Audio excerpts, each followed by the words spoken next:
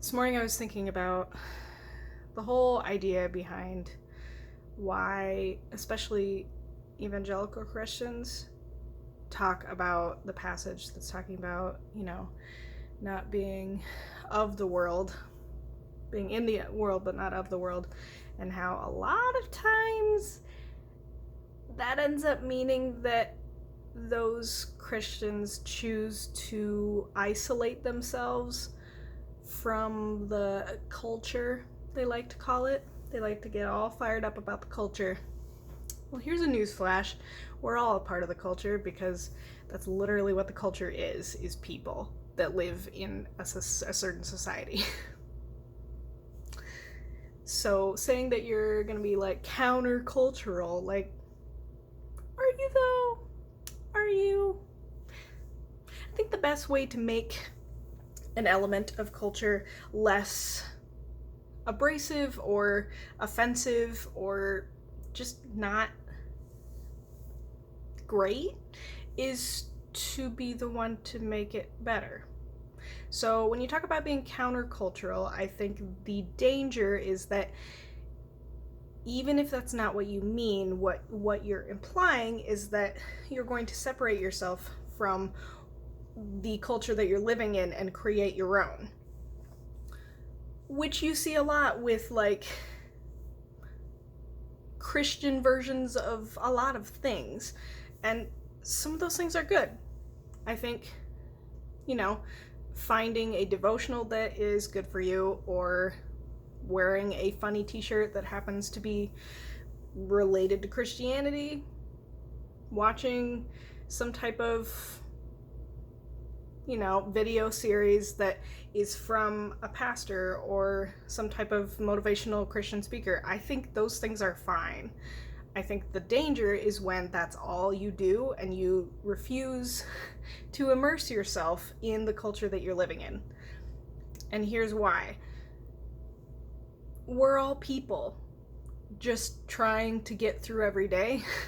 And one of the ways that we get through the day is by creating things that we consider beautiful or funny or compelling in some way. And if we separate ourselves from the rest of society just so that we can enjoy things that are only entertaining to us because of our specific views and beliefs, I don't see how we are going to be a positive influence on the culture that is supposedly so bad.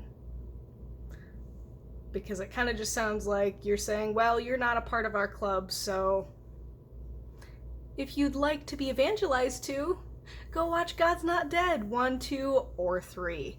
Because those are quality movies that obviously were not made specifically to pander to the Christianity.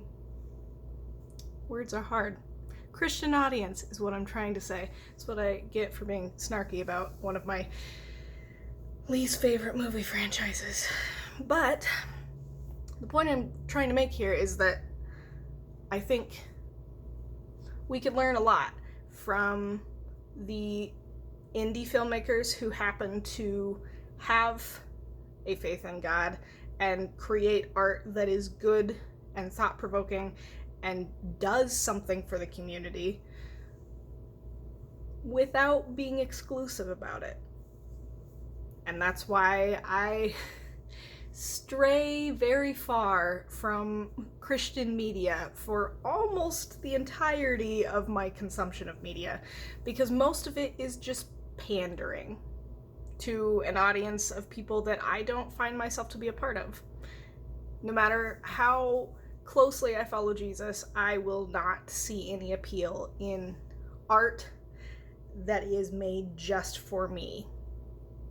Because how are you supposed to share your art if it isn't going to appeal to anyone who doesn't think like you do? I don't know, it's just a thought, but that's been on my mind all day. And it's on my mind a lot, so there's that.